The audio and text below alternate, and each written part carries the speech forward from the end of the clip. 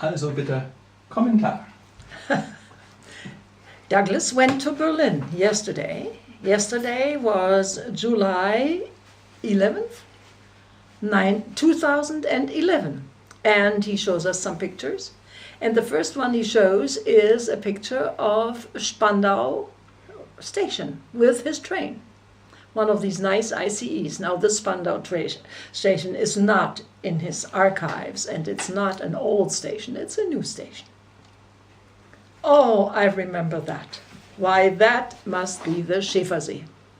Schäfersee means Shepherd's Lake because Reinickendorf, where I grew up and where my parents lived for 60 years, my mother lived for 60 years, and Douglas and Christopher spent many, many summers. This lake was very important because we would go and we walk about 4 minutes and we'll get to this lake. And in winter it used to freeze over and we would go ice skating on it. Now it's always been too warm.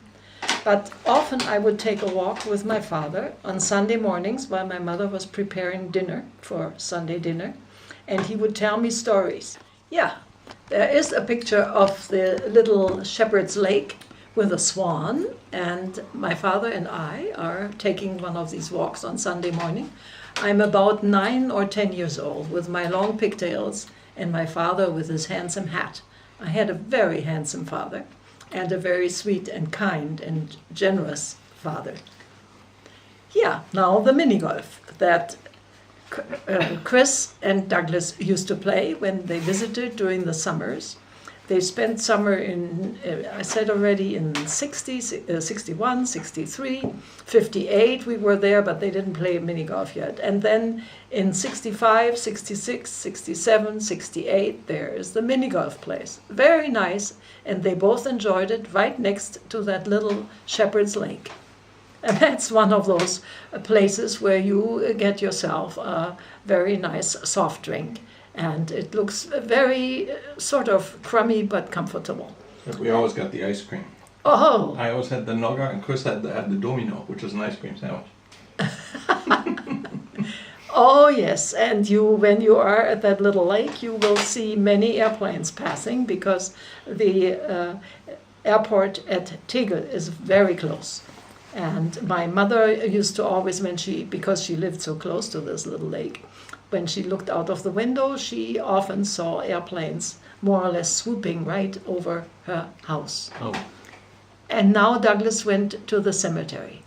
And this is where my parents are buried, and also my dear aunt and uncle Kittlaus. That was my mother's sister.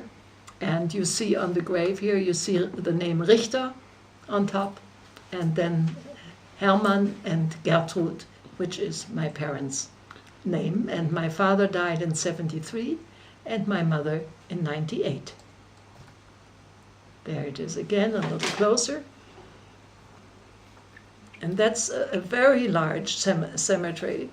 And my mother used to, when she lived still in Berlin after my father's death, would go there at least once a week and visit his grave. Whenever we go to Berlin, we take care of the little grave. Rave and rave.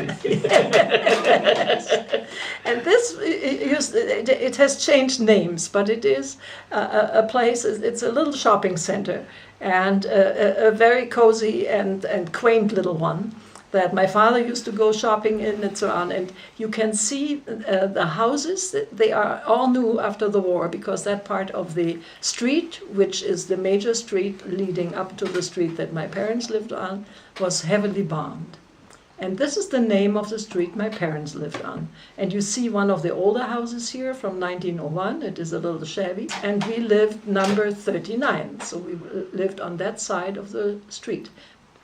And now we are approaching the apartment that my parents and I lived in. This is the street I grew up on. To the left you see sort of a tunnel leading under the homes. There is the tunnel. When I grew up, there was a soap store below our windows, and we lived right above this store. You see 2 windows, and then you see a little balcony, and that's the apartment I grew up in. And behind that, oh, there it is. My mother is looking out of the window, and you can see September of 1940. I had just joined the youth movement of the Hitler Youth for Girls. We were not very vigilant. We sang songs and did homework. This is my 10th birthday. I'm sitting with my father on our little balcony having our birthday breakfast. And I had a very funny hairdo at the time because I had pigtails and they were sort of around the ears. You would turn them up. Here Douglas is showing that street once more. Very, very important. And there is a street.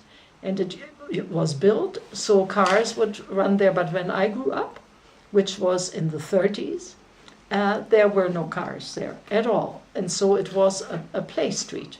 We would do roller skating and we would play baseball and we would play car races right on it. And it was a wonderful street.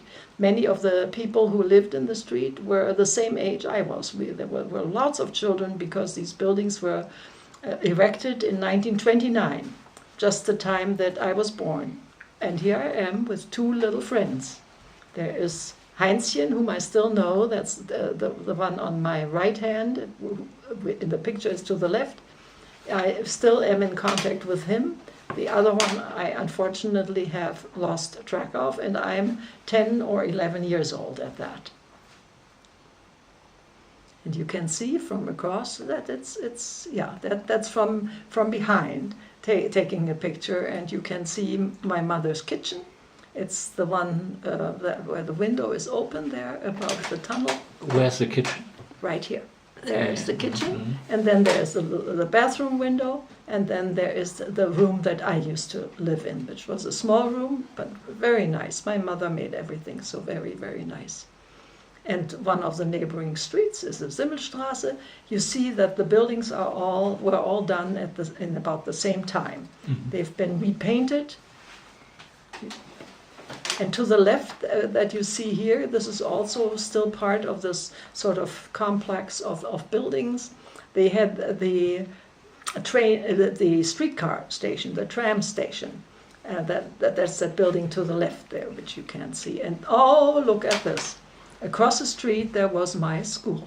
You see the scene of Pankower Allee, and that's the school I went to. And of course, since I lived so close to it, I had a tendency to be late, and if I were lucky, the teacher's entrance was to the left. You see that with the steps going up, and if I just was there and my teacher, Mr. Schultz, would go in, he would take me along because he was always very nice to me.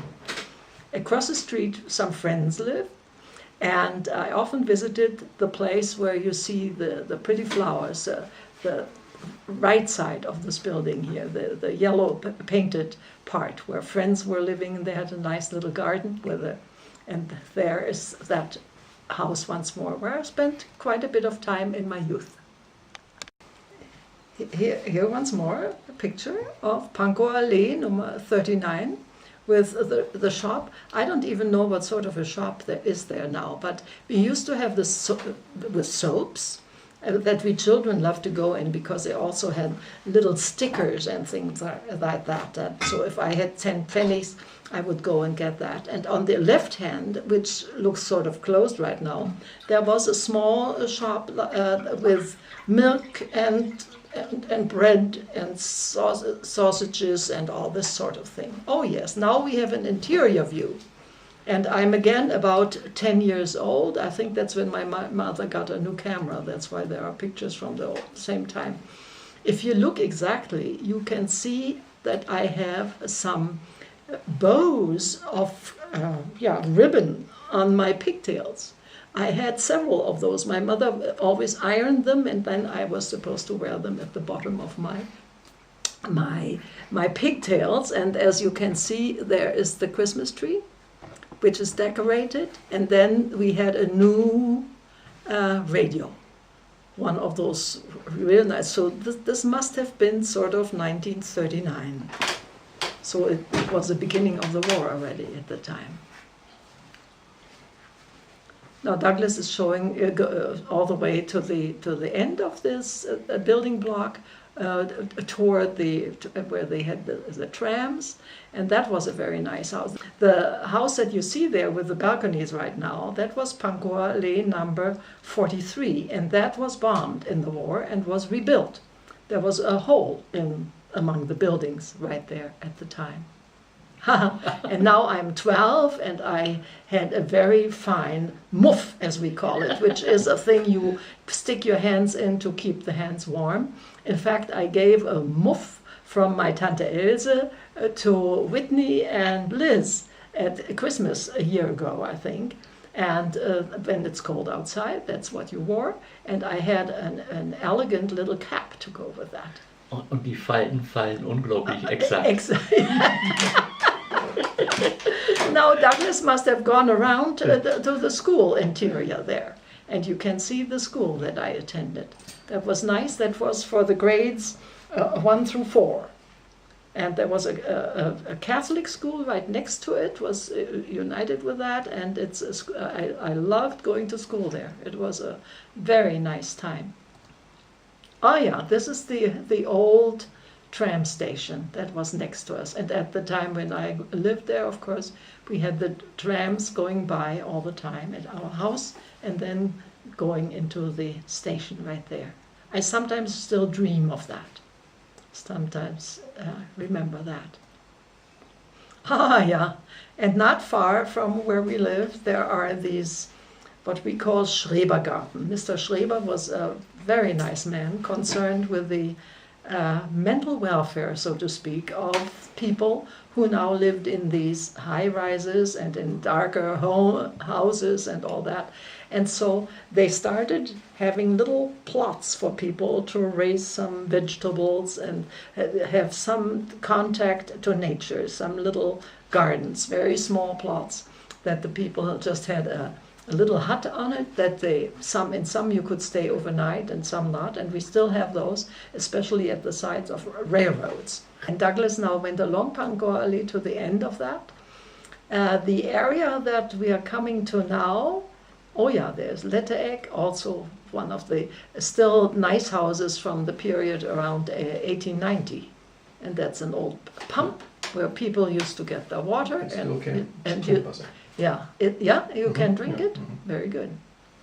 That's the street that I often walked.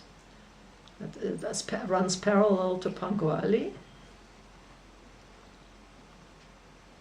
Opperskirche. Yeah, and that's a new building.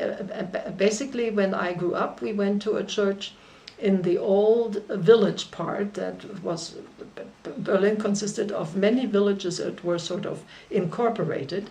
And this was a new church and very important for my parents. My father loved to go to Sunday service because he loved to sing. Oh, there it is. Yeah, very nice. And my mother, especially after my father had died, she enjoyed going there to be with ladies in an afternoon session where they sang some songs and where they talked about important subjects, about life and death and belief and children, and she also traveled with these ladies, and so that was a very important time for them. And now you get an impression more of this city neighborhood. This was more or less the border between East and West Berlin, right at this railroad crossing. There, where the S-Bahn crossing, which is sort of, it's the L, but in Chicago it's the L. This is the Berlin train. There it is. And things are starting to look a little more rugged than what it was. Yeah, the wall was right behind it, and they're still in the process of rebuilding it and fixing it up.